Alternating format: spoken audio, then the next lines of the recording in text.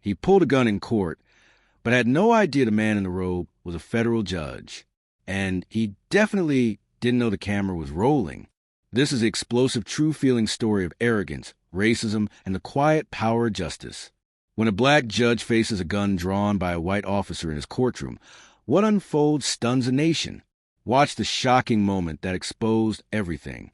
The smell of polished oak and old paper filled courtroom 3B of the Fulton County Superior Court in Atlanta, Georgia.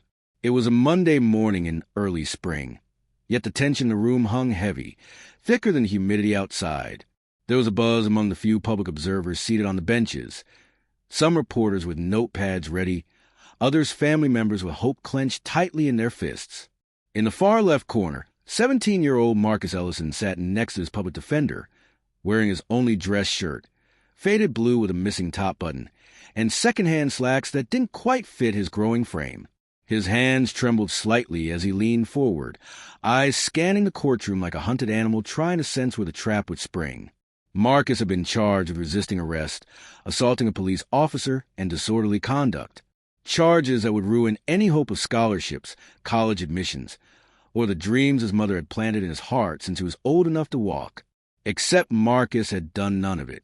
What he had done was question a cop, Officer Travis Cole, when that officer grabbed him outside a convenience store for allegedly matching a description. When Marcus asked what he was being stopped for, things escalated fast. Cole tackled him, slammed his head into the pavement, and later claimed Marcus assaulted him. But no one saw that part. There were no body cams. No witnesses came forward. Just one word against the other. And one of those words wore a uniform. And now here they were, in front of the judge who would determine whether this case would move forward or be dismissed, Judge Charles Monroe Benton. At exactly 9 a.m., the side door behind the bench opened. In walked a tall, poised black man in his early 50s. His robe flowed behind him like a shadow. His salt and pepper beard was neatly trimmed, and his eyes, beneath gold-rimmed glasses, were both serene and sharp, like the calm before a storm. His gait was slow, deliberate, composed. But make no mistake, Judge Benton was a storm, just not the kind that made noise. He was one of the few black federal judges in the state. Once a law professor, then a prosecutor for the DOJ, Benton had sat on countless high-profile cases. He was respected, admired, feared. And yet, like so many other black men in America, he was still subject to being underestimated. He took his seat, scanned the room, and adjusted his glasses. Let's begin. The clerk began to read the docket, but the courtroom door slammed open with a startling bang. Officer Travis Cole marched in full uniform, complete with his vest, badge glinting, and his hand on his sidearm. Every head turned.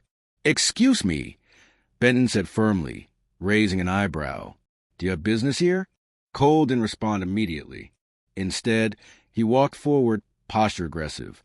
"I'm here regarding Defendant Marcus Ellison," he said, voice hard and loud. "I want to ensure this young man doesn't walk out of here today. He's a threat." Judge Benton's face remained still. "You are not a prosecutor, nor a witness scheduled for this hearing. Why are you addressing the court uninvited?" "He assaulted me," Cole snapped. "Put his hands on me. I almost had a concussion from that incident." Marcus flinched. Judge Benton remained calm, folded his hands on the bench. "I have reviewed the police report. I see no medical evidence filed of any concussion. Do you have supporting documentation?" Cole clenched his jaw. "No, but—" "Then sit down," Benton said, cutting him off without raising his voice. There was an uncomfortable pause. Cole didn't sit. He took a step forward. "I think it's easy for some folks to wear a robe and talk down to real officers," Cole muttered, loud enough for courtroom to hear. "But they wouldn't last a day on the street." The gallery gasped. Benton tilted his head, bemused. "Are you implying that I lack real-world experience?" "I'm implying some people hide behind power," Cole said with a sneer. "But if you take that robe off, you're just another—" He stopped himself, but the word hung in the air like a live wire. Just another. The court was dead silent. Benton stood slowly. "Officer," he said, voice quiet but firm, "you are out of line. This is your last warning."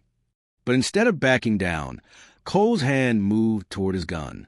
I said, he barked, now visibly agitated. People like you let criminals walk free.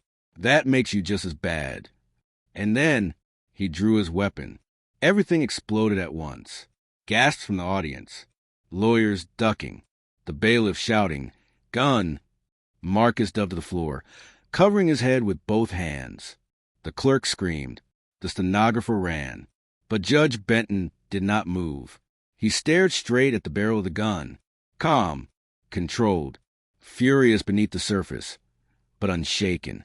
"Put the weapon down," the bailiff shouted, pulling his own sidearm. "No!" Cole barked. "This court's compromised. That boy's a thug, and that man," he gestured wildly toward Benton, "that man's covering for him. He's protecting his own." Judge Benton stood taller. He didn't raise his hands. He didn't retreat. Instead, he said calmly, "Do you know who I am?" "I know you're part of the problem," Cole snarled. Then, from the back of the courtroom, another voice cut through the chaos. "Drop your weapon. Right now."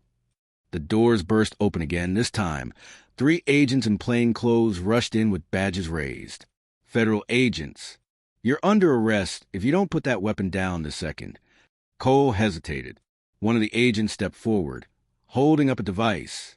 "Don't do anything stupid, Officer Cole. You're already on the wrong side of this." "Wrong side of what?" he demanded. The camera, and then he saw it. The discreet, circular lens embedded just above the judge's bench. Unblinking, cold, it had recorded every word, every movement, every intention. Judge Benton spoke once more.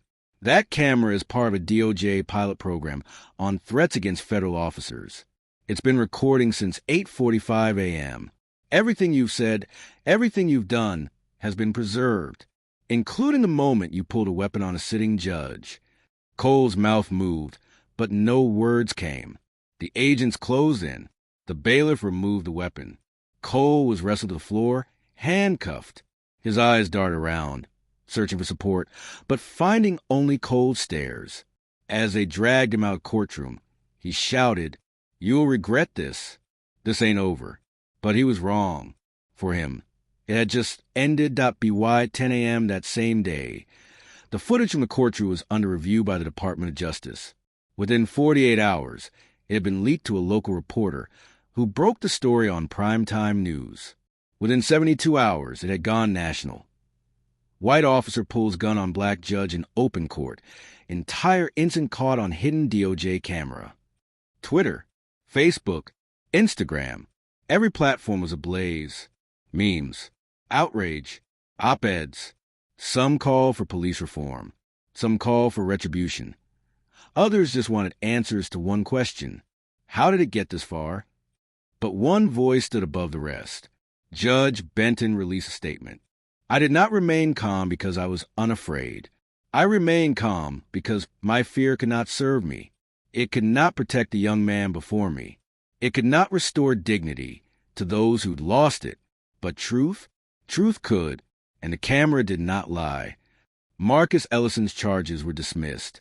He later received a scholarship from a legal justice foundation inspired by the incident.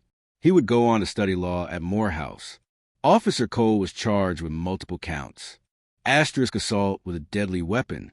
Asterisk threatening a federal officer. Asterisk hate crimes. Asterisk obstruction of justice. He lost his badge, his pension, and his reputation. More importantly, he lost a lie he'd wrapped himself in for years. And America watched. It wasn't just a courtroom case. It was a reality check. The robe didn't protect Judge Benton. His presence did. His integrity did. But more than anything, a small hidden camera, something silent, unbiased, and truthful, did what entire systems had failed to do for decades. Hold power accountable. Let the story serve as a reminder that silence, when paired with justice, is not weakness. It is the power to let truth rise above noise.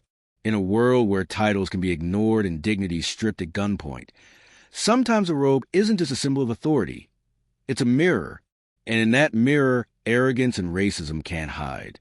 Don't forget to like, comment, and subscribe. We tell the stories others are too afraid to speak.